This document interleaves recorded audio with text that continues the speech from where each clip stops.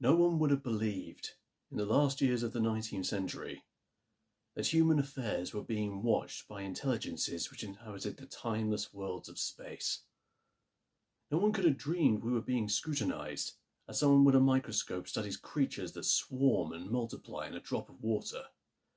Few many had even considered the possibility of life on other planets, and yet, across the gulf of space, minds immeasurably superior to ours regarded this Earth with envious eyes, and slowly and surely they drew their plans against us.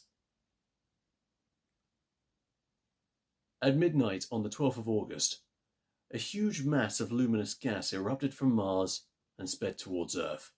I made contact with Ogilvy the astronomer, and we hurried to his observatory.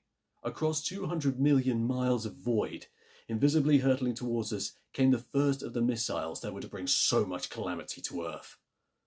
As we watched, there was another jet of gas. It was another missile, starting on its way. And that's how it was for the next 10 nights. A flare spurting out from Mars, bright green, drawing a green mist behind it. A beautiful, but somehow disturbing sight. Ogilvy assured me we were in no danger. Perhaps a huge volcanic explosion was in progress. But he was convinced there could be no living thing on that remote, forbidding planet. Then came the night the first missile approached Earth. Hundreds saw it, before it was just an ordinary falling star.